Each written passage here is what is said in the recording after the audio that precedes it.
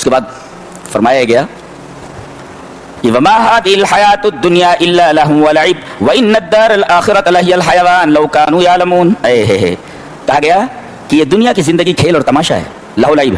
پہلے ہم لہو کا معنی بتاتے ہیں, پھر لعب کا معنی بتائیں, پھر ایک عجیب و غریب نکتہ جو اس آیت کریمہ میں اس کو ہم بتاتے ہیں.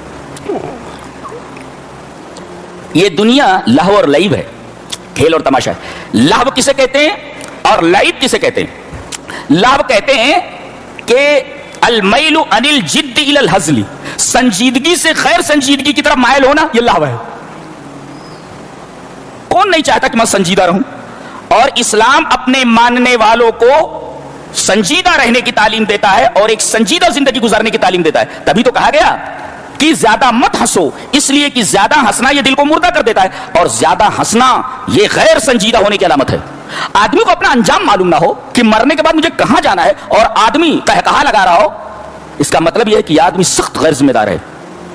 اس آدمی کو اپنا انجام معلوم نہ ہو, کہہ لگا رہا ہے, تو گویا کہ کہہ لگانا اور کثرت سے ہنسنا اس کے غیر سنجیدہ ہونے کی علامت ہے. اور اسلام اپنے ماننے والوں کو سنجیدہ زندگی گزارنے کی تعلیم دیتا ہے اور کہتا ہے کہ تمام کے تمام مسلمان انتہائی سنجیدہ زندگی گزاریں. اور یہ لہو کیا کرتا ہے؟ آدمی کو سنجیدگی سے غیر سنجیدگی کی طرف مائل کر دیتا ہے. یہ خطرناک چیز ہے لہو. اور لعب کس کو کہتے ہیں؟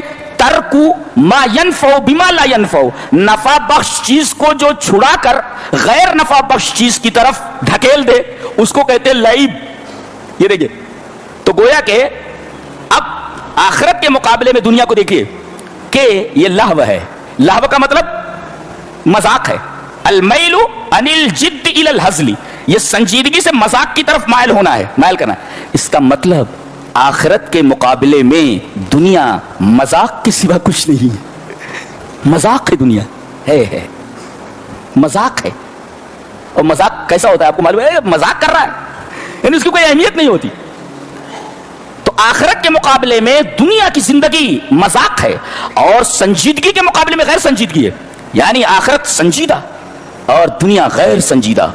اور لعب کا مطلب ترک ما ينفع بما لا ينفع, نفع بخش چیز کو چھوڑ کر کے غیر نفع بخش کی چیز حاصل کرنا, اس کی طرف مائل ہونا. اس کا مطلب دنیا کی زندگی آخرت کے مقابلے میں غیر نفع بخش ہے اور آخرت اس کے مقابلے میں نفع بخش ہے. اور ظاہر ہے کہ یہ کام بچے ہی کرتے ہیں, نفع بخش چیز کو چھوڑ کر کے غیر نفع بخش کی چیز کی طرف چلے جانا یہ بچوں کا کام ہے. اسی وجہ سے آپ نے دیکھا ہوگا کہ بچے ندی کے کنارے بیٹھ کر کے ریت کے گھروں دے بناتے رہتے ہیں, اور جب کھیل سے اگتا جاتے ہیں تو اپنے گھروں دے بگاڑ کر کے وہاں سے نکل جاتے ہیں. اس کے کہتے ہیں یہ کھیل رہے تھے.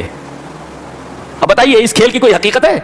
تو آخرت کے مقابلے میں دنیاوی زندگی لہو و لعب کے سوا کچھ نہیں ہے. اگر آخرت سنجیدہ ہے تو دنیا غیر سنجیدہ, آخرت اگر نفع بخش ہے تو دنیا غیر نفع بخش ہے. اور بے وقوف ہی ہوگا وہ آدمی جو سنجیدگی کو چھوڑ کر کے مذاق کی طرف مائل ہو اور نفع بخش چیز کو چھوڑ کر کے غیر نفع بخش کی چیز کی طرف متوجہ ہو.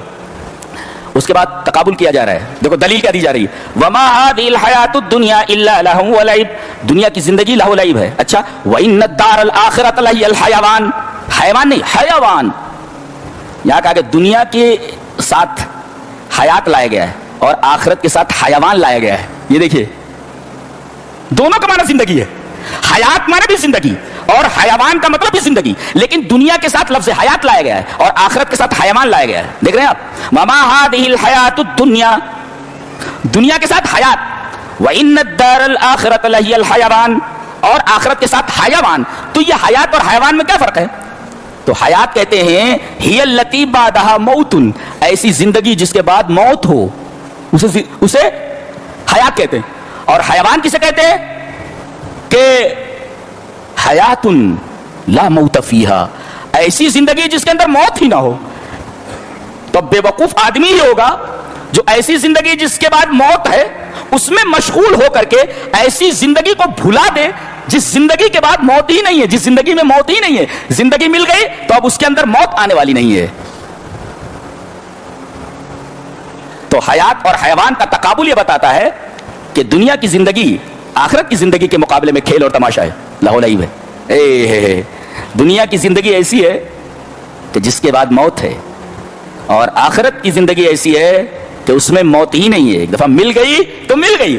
کون نہیں چاہتا کہ ہمیشہ کی زندگی مجھے مل جائے, مجھے موت نہ آئے اور کبھی بوڑھا نہ ہو, آدمی نوجوان ہمیشہ رہے. وہ نوجوان رہے, اس کی بیوی نوجوان رہے, نعمتیں کبھی ختم نہ ہو, کون نہیں چاہتا.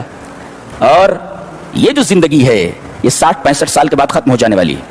100 بہت کم لوگ کراس کر پا رہے ہیں اب جی.